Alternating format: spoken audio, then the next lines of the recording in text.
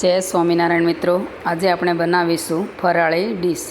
તો ફરાળમાં આપણે બટેકાની સૂકી ભાજી, ફરાળી લોટની ભાખરી બનાવીશું અને કેરીનો રસ.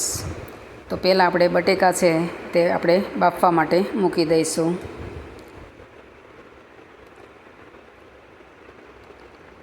તો આપણે 2 થી 3 નંગ બટેકા છે તેને આપણે ફાડા કરી અને તેની અંદર આપણે 2 ગ્લાસ જેટલું પાણી ઉમેરી દઈશું. અને પછી આપણે કુકરનું ઢાંકણ છે તે બંધ કરી દઈશું.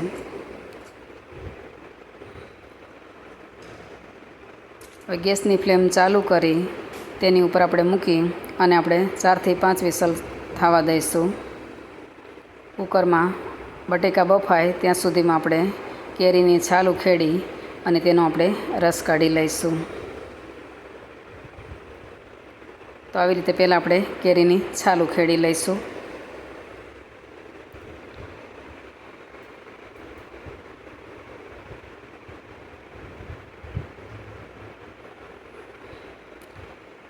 છાલ ઉખેડાઈ જાય એટલે તેના આવી રીતે કાપા પાડી અને તેના નાના પીસ કરી લઈશું.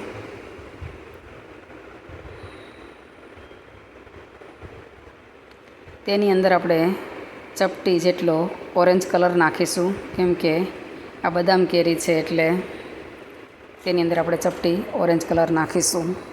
અને 2 થી 3 આપણે બરફના અંદર ટુકડા નાખીશું. અને 1 ચમચી અંદર ખાંડ ઉમેરીશું. પછી તેની અંદર આપણે બ્લેન્ડર ફેરવી દઈશું. તો આપણો કેરીનો રસ છે તે બનીને તૈયાર છે. બીજી વસ્તુ બને ત્યાં સુધી આપણે તેને ફ્રીજમાં મૂકી દઈશું. બટેકા હવે આપણા બફાઈ ગયા છે. તો કુકર ખોલી અને તેમાંથી આપણે બટેકા છે તે આપણે બહાર કાઢી લઈશું. થોડા ઠંડા થાય પછી તેની આપણે છાલ ઉખેડી અને સુધારી લઈશું. પછી ગેસની ફ્લેમ ચાલુ કરી તેના ઉપર તવી મૂકી અને તેની અંદર આપણે 1.5 પાવડા જેટલું અંદર તેલ ઉમેરીશું.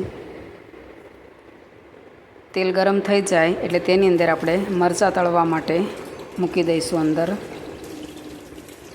બધી બાજુ આપણે ઉલટ સુલટ કરી અને મરચાં છે તે આપણે શેકી લઈશું.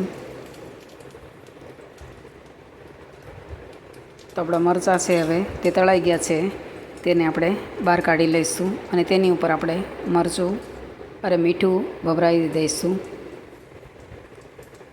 પછી તેની અંદર આપણે 1 ચમચી જેટલું જીરું ઉમેરીશું. 4 થી 5 મરચાં ઝીણા કટ કરેલા છે તેને અંદર ઉમેરી દઈશું અને તેને સારી રીતે હલાવી લઈશું. પછી તેની અંદર આપણે ઝીણું કટ કરેલું ટામેટું અંદર ઉમેરી દઈશું અને તેને સારી રીતે હલાવીને મિક્સ કરી દઈશું. પછી તેની અંદર આપણે 1/2 ચમચી જેટલું અંદર મીઠું ઉમેરી અને તેને હલાવી લઈશું. પછી તેની અંદર આપણે ઝીણા કટ કરેલા આપણે બટેકા છે સૂકી ભાજી માટેના તેને આપણે અંદર ઉમેરી દઈશું અને સારી રીતે હલાવીને મિક્સ કરી દઈશું. પછી તેની અંદર આપણે 1/2 ચમચી જેટલી હળદર ઉમેરીશું અને 1/2 ચમચી જ અંદર મીઠું ઉમેરીશું, કેમ કે પહેલાં પણ 1/2 ચમચી આપણે મીઠું ઉમેરેલું છે. પછી તેની અંદર આપણે અડધું છે તે લીંબુ ઉમેરીશું. આની અંદર થોડી ખાંડ નાખવી હોય તો નાખી શકાય, પણ અમે નથી નાખતા એટલે અમે નથી નાખી. પછી તેની અંદર આપણે લીલા ધાણા છે અંદર ઉમેરી અને બધું હલાવીને આપણે મિક્સ કરી દઈશું. તો આપણી સૂકી ભાજી છે તે પણ બનીને હવે તૈયાર છે. હવે ફરાળી લોટની ભાખરી બનાવવા માટે આપણે જે સ્વામિનારાયણનું પેકેટ આવે છે તે અહીં લીધું છે. તેમાંથી આપણે 4 ભાખરી થાય તેટલો લોટ આપણે કાઢી લઈશું.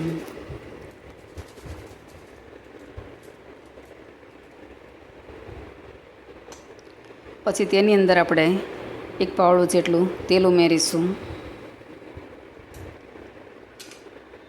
અને 1/2 ચમચી જેટલું આપણે અંદર મીઠું ઉમેરીશું સ્વાદ પ્રમાણે. પછી હલાવીને બધું આપણે મિક્સ કરી દઈશું. પછી તેની અંદર આપણે થોડું પાણી ઉમેરી અને તેનો લોટ બાંધી લઈશું.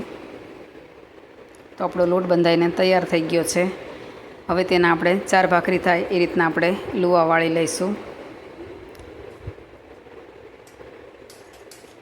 પછી ગેસની ફ્લેમ ચાલુ કરી અને તેના ઉપર આપણે લોઢી છે તે ગરમ થવા માટે મૂકી દઈશું. ત્યાં સુધી આપણે ભાખરી છે તે વણી લઈશું.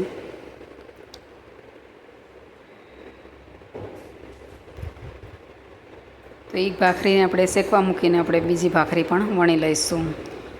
ભાખરી છે તે બંને બાજુ થોડી થોડી શેકાઈ જાય પછી તેના ઉપર આપણે તેલ લગાવી દઈશું થેપલાની જેમ.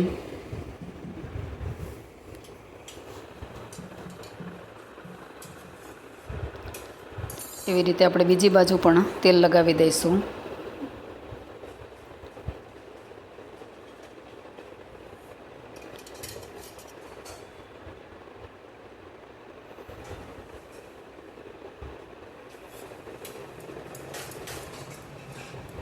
અને આપણે તેને સારી રીતે શેકી લઈશું. આવી રીતે બંને બાજુ આપણે બંને ભાખરીને શેકી અને એવી જ રીતે આપણે બીજી ભાખરી પણ બનાવીને શેકી લઈશું.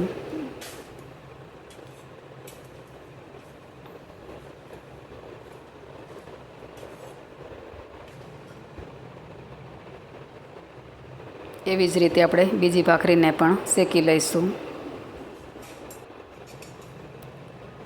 બંને બાજુ થોડી થોડી શેકાઈ જાય પછી તેની ઉપર આપણે તેલ લગાવી દઈશું.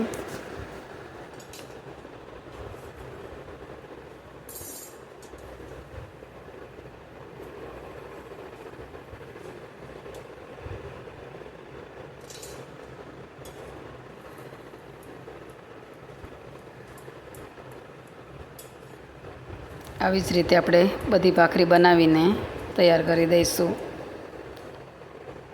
તો આપણી બધી ભાખરી છે તે બની ગઈ છે. હવે તો આપણી તૈયાર છે ફરાળી ડીશ, બટેકાની સૂકી ભાજી, કેરીનો રસ અને ફરાળી ભાખરી અને મરચું.